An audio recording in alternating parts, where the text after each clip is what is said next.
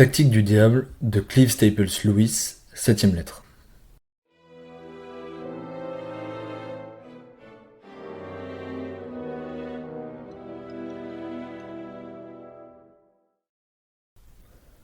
Mon cher Wormwood, je m'étonne vraiment que tu aies pu me demander s'il est essentiel de laisser ignorer ton existence à ton protégé. Le haut commandement a clairement répondu à cette question, du moins en ce qui concerne la phase actuelle de la lutte. Pour l'instant, notre tactique est de nous cacher. Bien entendu, il n'en a pas toujours été ainsi. Nous nous trouvons devant un cruel dilemme. Quand les hommes cessent de croire en notre existence, nos manœuvres d'intimidation n'ont plus le même effet et nous ne produisions plus de magiciens. Par contre, quand ils sont persuadés que nous existons, nous ne pouvons pas en faire des matérialistes et des sceptiques, du moins pas encore. J'ai toutefois le ferme espoir que nous apprendrons, en temps voulu, à saturer leur science d'émotions et de mythes à tel point qu'ils se mettront effectivement à croire en nous, sans user d'une telle expression, tout en gardant leur esprit fermé à la foi en l'ennemi. La force vitale, le culte de la sexualité et certains aspects de la psychanalyse s'avéreront d'une grande utilité. Si nous arrivons un jour à réussir notre chef-d'œuvre, le magicien matérialiste, l'homme qui, au lieu de simplement les exploiter, voue une véritable adoration à ce qu'il appelle vaguement les forces, tout en niant l'existence des esprits, alors la fin de la guerre se rapproche.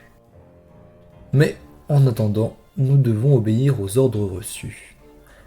Je ne pense pas que tu auras trop de peine à garder ton protégé dans l'ignorance.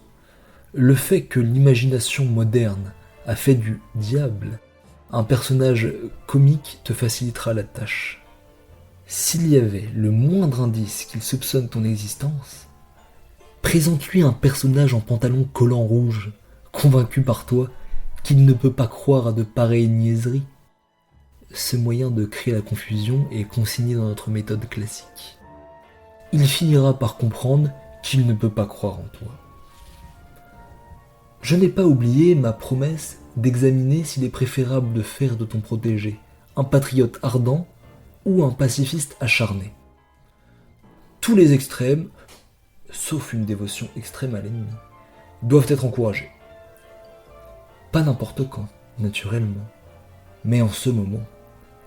Il est des périodes de vie facile et de tiédeur où notre devoir est de tranquilliser et d'endormir plus profondément les hommes.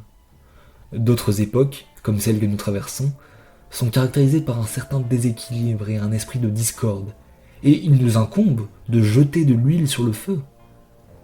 Tout groupuscule, réuni autour d'un centre d'intérêt que les autres feignent d'ignorer ou qu'ils détestent, a tendance à se créer une ambiance de serre chaude, d'admiration réciproque et, face au monde extérieur, d'orgueil et de haine que l'on nourrit sans même en avoir honte, puisque c'est par amour et pour la cause, et non par antagonisme personnel.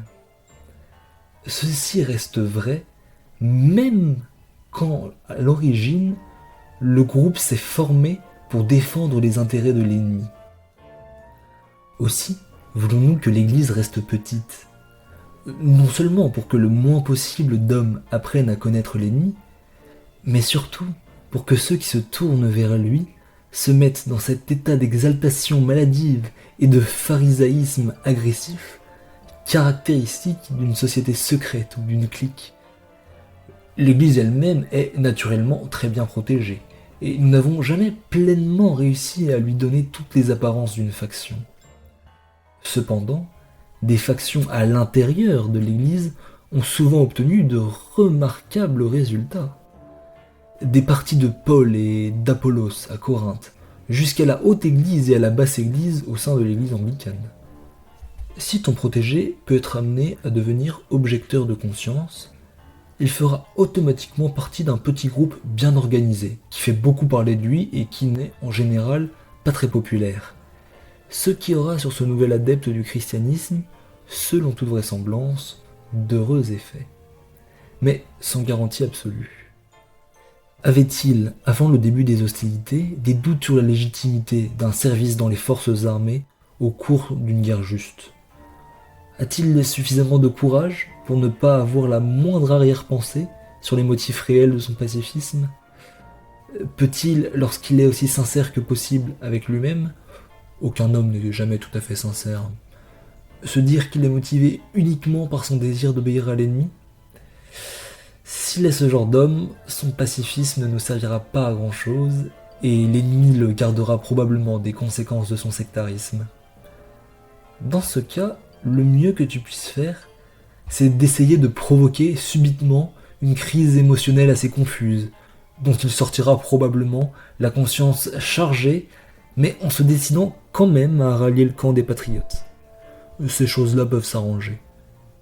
Mais s'il est l'homme que je pense, essaye plutôt le pacifisme. Quelle que soit son orientation, ta tâche principale restera sensiblement la même. Qu'il commence par considérer son patriotisme ou son pacifisme comme une partie intégrante de sa religion.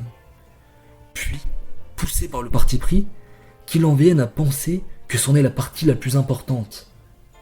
Puis, petit à petit, très doucement, amène-le au stade où la religion ne sera plus qu'un aspect de la cause, où le christianisme est surtout estimé parce qu'il apporte d'excellents arguments à l'appui de l'effort de guerre britannique ou du pacifisme. Mais sois sur tes gardes, pour qu'il ne prenne pas l'attitude qui consiste à voir primordialement dans les affaires temporelles des occasions d'obéissance. Une fois que tu auras fait du monde une fin, et de la foi un moyen, tu auras presque gagné ton homme. Et le but temporel qu'il poursuit sera presque indifférent. Aussi longtemps qu'il attachera plus d'importance aux réunions, aux pamphlets, à la politique, aux mouvements, aux causes et aux croisades, qu'aux prières, aux sacrements et à l'amour du prochain, il sera des nôtres. Et plus il sera religieux, comme nous l'entendons, plus sûrement il nous appartiendra. De ces gens, je pourrais t'en montrer toute une volière ici-bas. Ton oncle affectionné, Screwtape.